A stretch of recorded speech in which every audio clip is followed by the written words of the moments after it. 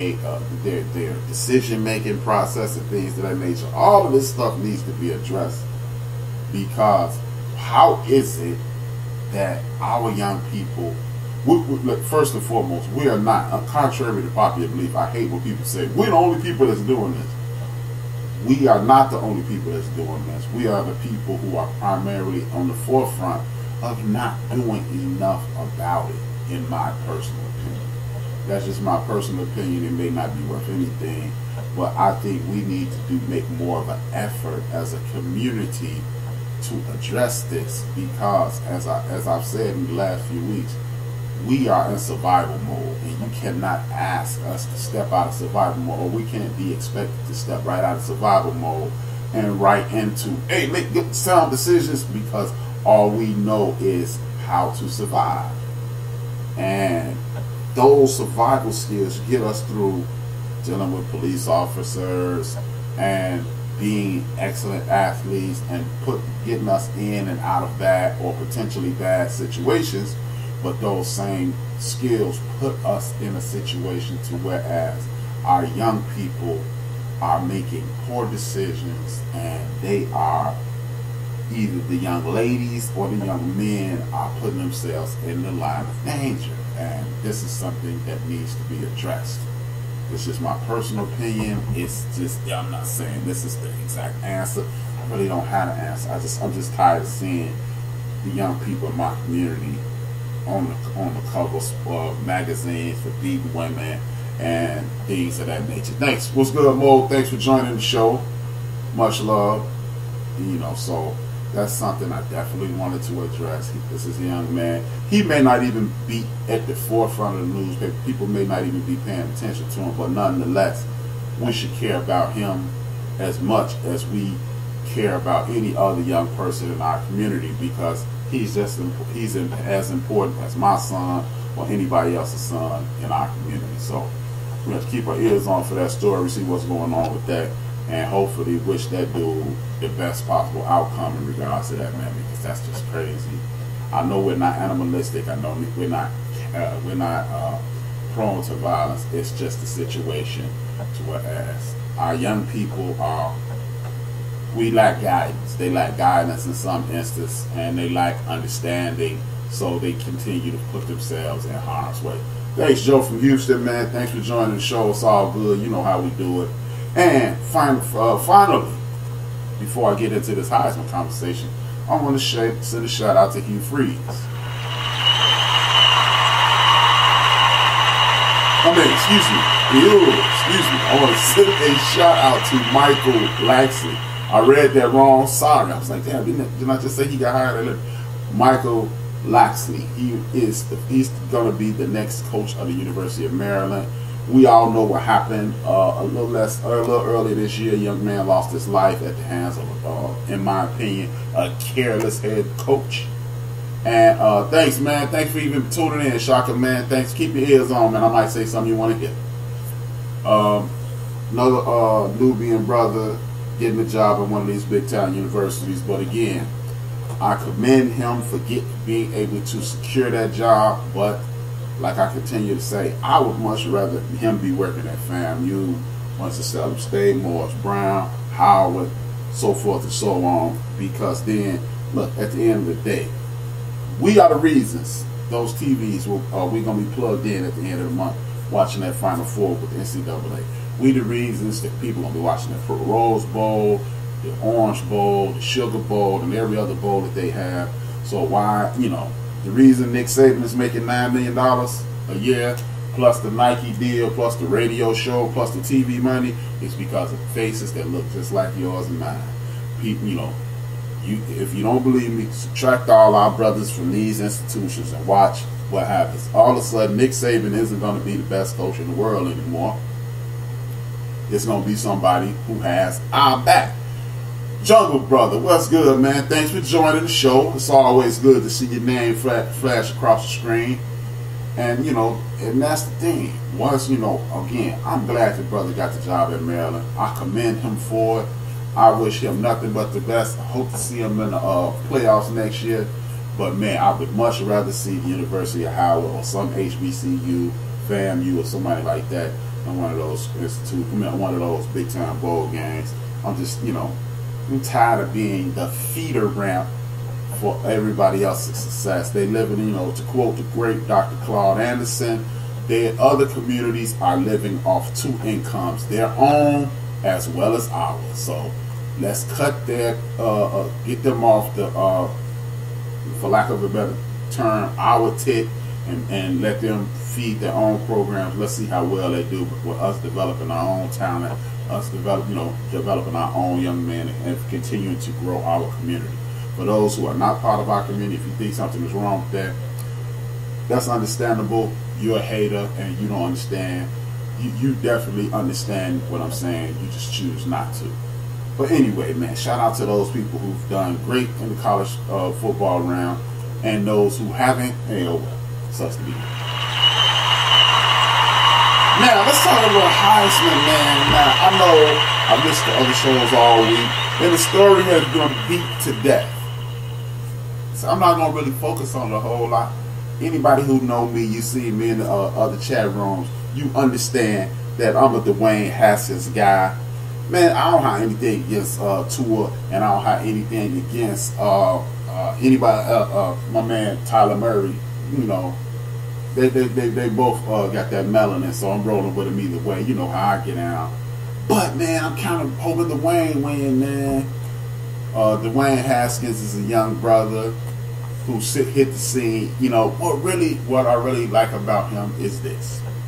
He did all this stuff from the pocket. I'm sure he has some semblance of athletic ability, but Jameis Winston and him would be the only non-athletic, running all around the field type brothers to win a Heisman. That's what I'm rooting for. I'm not gonna lie to you. The dude is dynamic. He got over 5,000 yards in 12 games. He broke all Drew Brees records his first year out. It sounds as if he's going to stay, but if he don't stay, more power to him, man. Let him get that guap. Let him get that $20 million. See, that's the good thing about this. Dependent upon where he goes, let's say he goes to the New York Giants. They're going to re-sign Eli for one more year. He's going to be able to learn and get development, and then he's going to go out there on that field. When he hits the field, hopefully they'll been secured the offensive line. He'll have Shepard. He'll have my main man. No, you know what? I don't think he left hand. I know where you're going with that, Joe. My main man Joe in the chat room says he left hand. Joe know me. He know I'm always rocking with the left hand dudes. I'm not sure if he left handed. He may be left handed, which is even more reason for me to like him, man. That's 3 for 3. He's a dope quarterback. He's a black quarterback, and he left handed. It's all 3 for me. But anyway, he can go to the Giants, and then he'll be able to advance. Most bros don't get the running back, don't get the weapons, don't get the offensive line to get a decent coach. They miss. Y'all know my theory. They missing one of the 3. It's always going to be some retardation in that process. So hopefully, he goes to a place like the Giants or something where they really need a quarterback, and then it's on. You know what I mean? It's on like a pot of neck bones. But you can't deny Tua, man. I think they hating on Tua low key.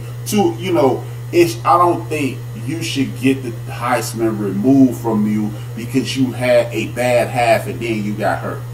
Or if you had a bad half and then this happened and that happened. Look, if you go give it to the brother, you give it to him on the entire body of work, or you don't give it to him at all. You can't say, oh man, you would have won MVP had you not had a bad week 17 in the NFL.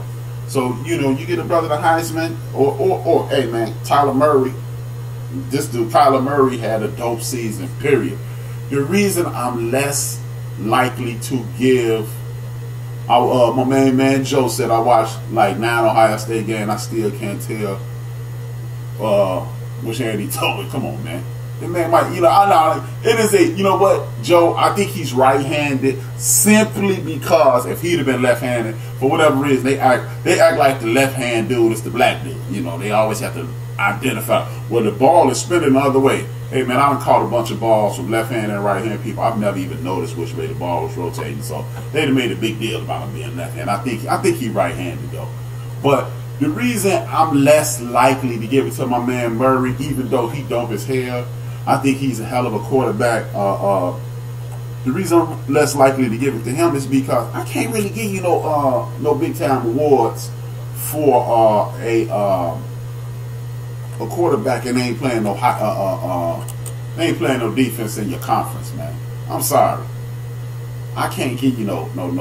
I can't give you that, man. You know, Dwayne. I mean, this boy Kyler Murray, he dope as hell, but they ain't really letting him in. You know, you ain't playing against nobody. The whole damn conference putting up big numbers. It's just you got better coaching than the rest of them bums. And with that being said, I'm sorry I can't give you the award because who are you playing? You're going up against. Everybody's putting up. Will Greer put up those numbers. He just went on a one-loss team. It's just, hey man, I'm gonna go ahead and roll with my man Dwayne Haskins. I wish it could be a three-way tie, but it's not that way. And even though I know usually I'm usually take a side, I wish it could be a three-way tie. I'm gonna go with Dwayne Haskins. That's what time it is. That's it. That's all. And that's over with that. That's it right there, man. Another thing. Remember last week I said we have to start expanding our tentacles, so to speak, when it comes to other sports. The reason I'm saying we have to do that is this. We have to do that because I'm looking at Bryce Harper. Now, first and foremost, Major League Baseball used to be our sport. This was a sport run and control, dominated by the Nubian community, our community. And we used to get down all the time, man. It was nothing that we couldn't do in this sport. And for whatever reason, we fell off. People start showing their true colors and things of that nature. So we got less involved in Major League Baseball, which is understandable. No one wants to be in an environment where you're not welcome. But one reason, if we're going to be a part of athletics, what we're going to have to do is maximize all of our ability. By the way, Joe from Houston, I just looked it up. He is right-handed. I just looked up a picture of him. He is right-handed. Oh, well. Can't win them all. But the reason I'm saying we got to start being re-interested. What's up, Vince? Thanks, man. Thanks for joining the show, man. The reason I think we need to start, because, look, Bryce Harper is a very good baseball player. I wouldn't call him a superstar.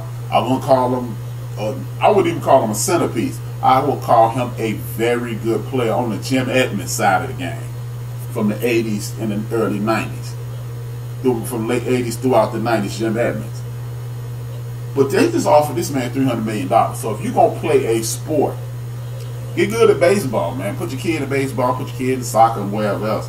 Because when you have a guy who is just an all-star, he's not even a sure shot Hall of Famer. It's not like he that kid out in Anaheim, I can't think of his name right now. He's not that kid. So, but if they offered him $300 and $400 million, what's up? Then you have people like the Los Angeles Dodgers. Shout out to the Los Angeles Dodgers for being at the forefront of bringing in brown people throughout the entire diaspora. But they are on the verge of trading Yasiel Puig.